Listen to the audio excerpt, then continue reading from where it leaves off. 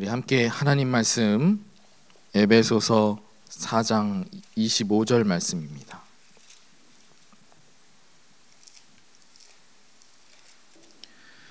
에베소서 4장 25절부터 32절 말씀 함께 읽겠습니다. 그런즉 거짓을 버리고 각각 이웃과 더불어 참된 것을 말하라. 이는 우리가 서로 지체가 됨이라.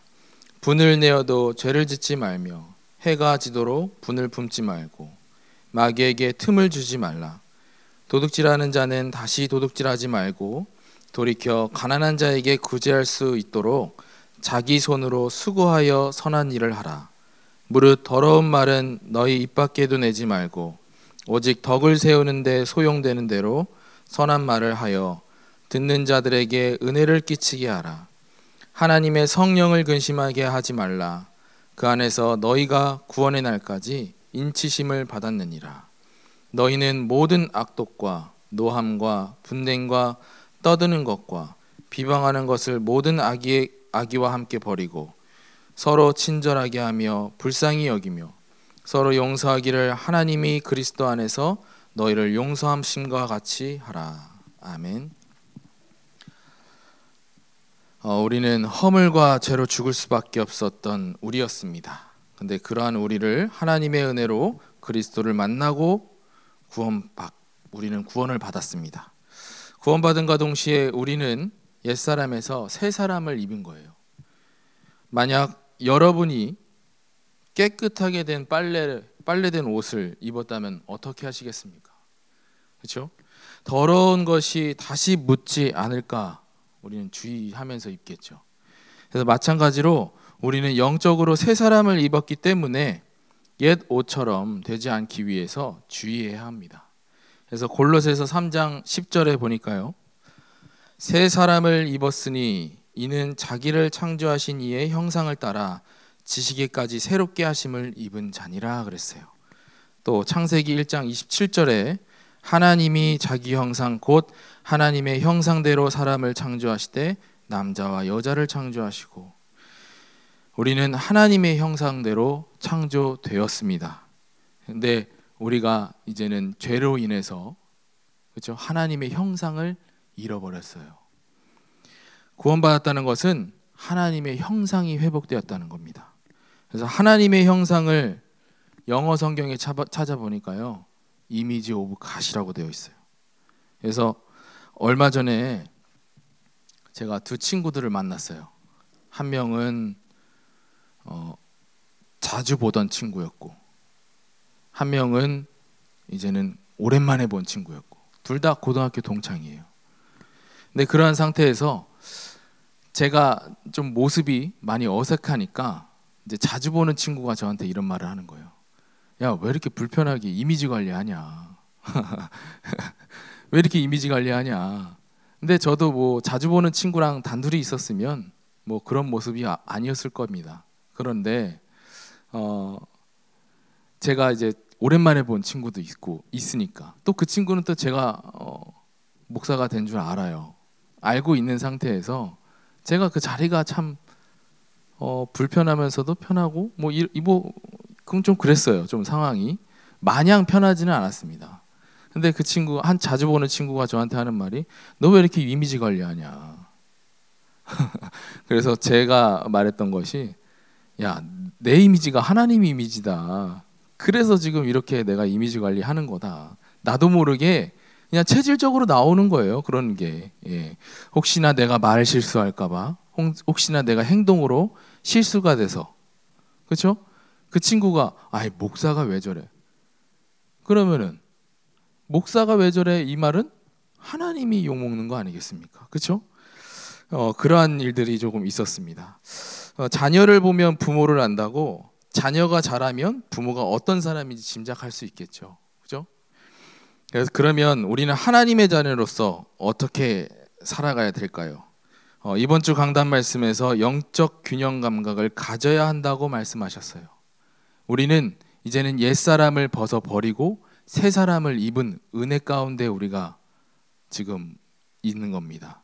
그러한 상태에서 하나님의 자녀로서 우리는 어떻게 해야 될까요?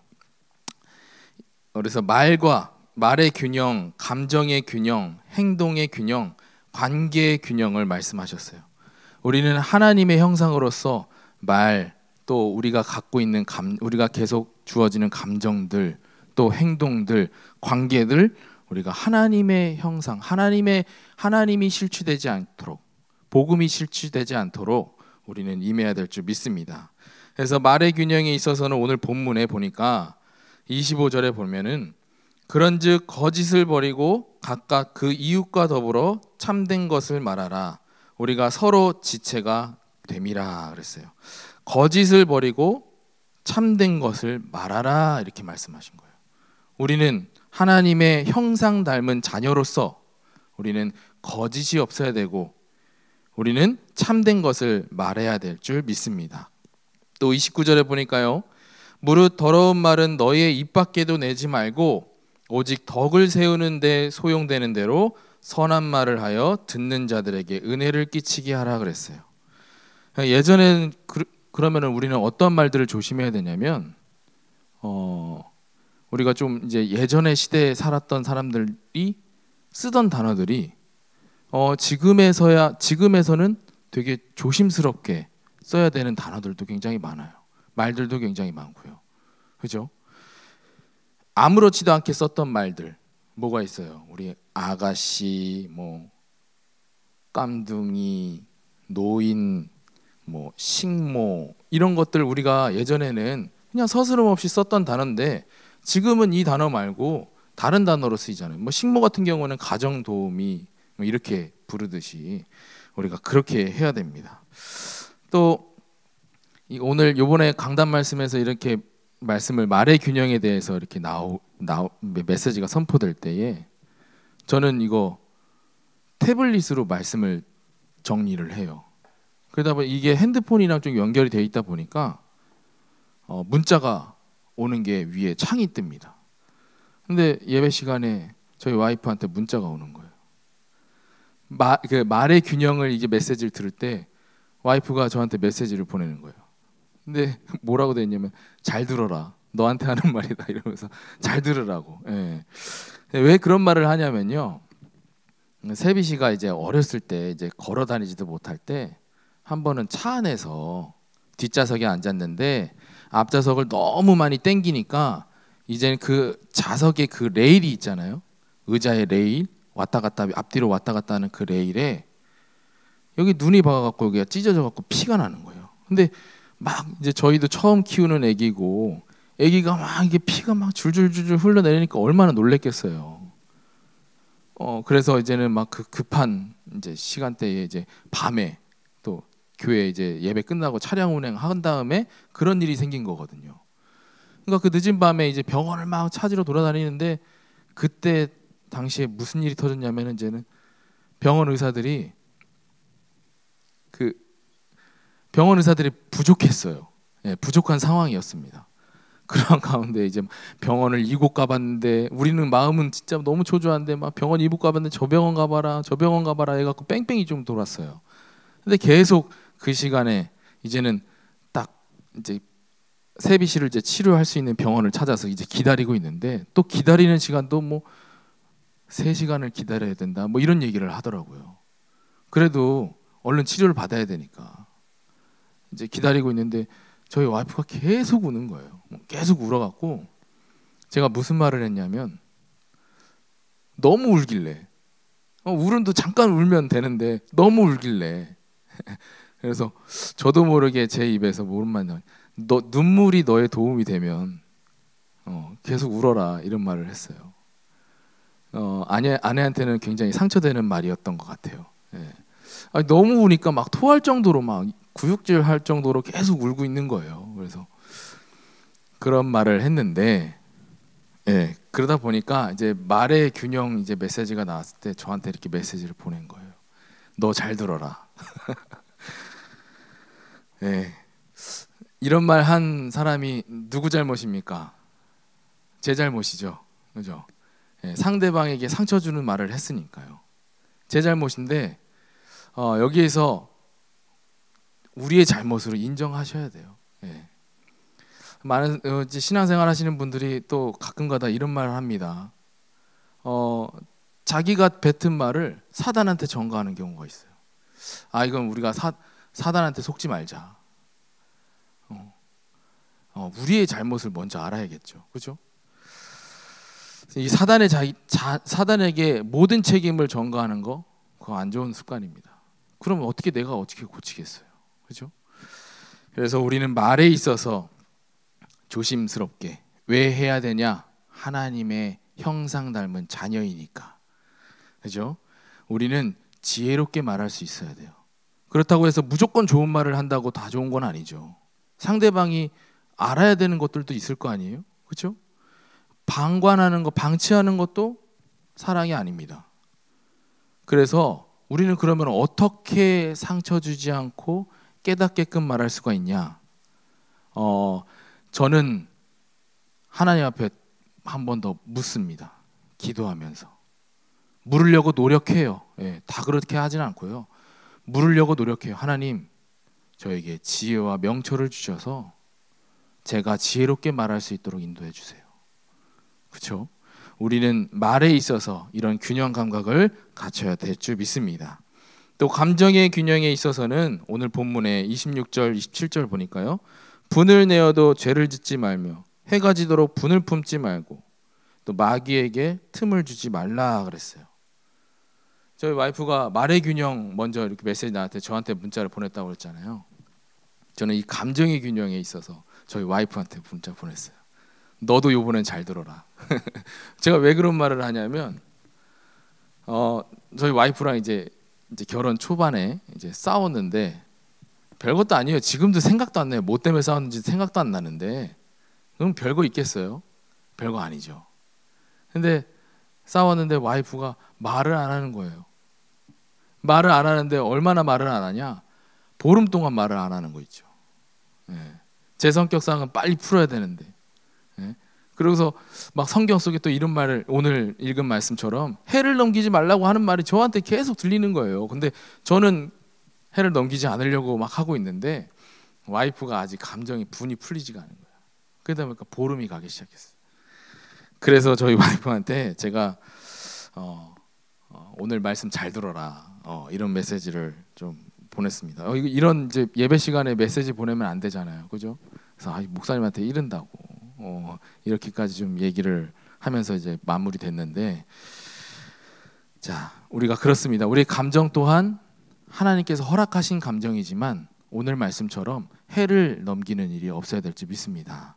또 행동의 균형에 있어서는 28절에 도둑질하는 자는 다시 도둑질하지 말고 돌이켜 가난한 자에게 구제할 수 있도록 자기 손으로 수고하여 선한 일을 하라 그랬습니다.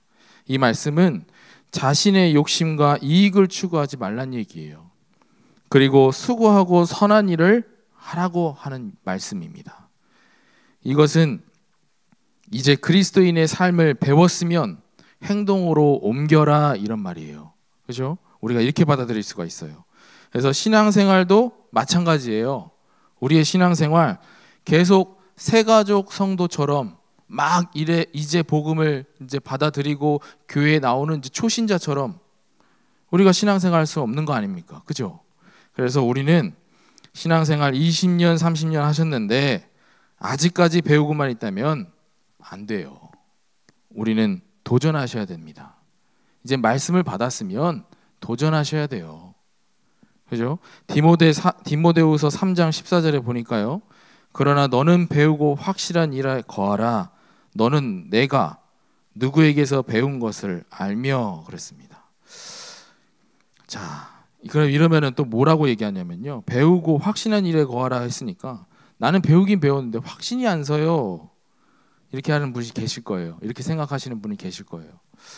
시작하세요. 우리 시작하셔야 됩니다. 언제까지 말씀을 지식으로만 배우고 있을 거예요? 하나님께서 주시는 사명을 계속 일러주고 있는데 우리가 그 사명은 도전하지 않고 나에게 계속 그냥 배우기만 하는, 언제까지 배울 겁니까? 그죠?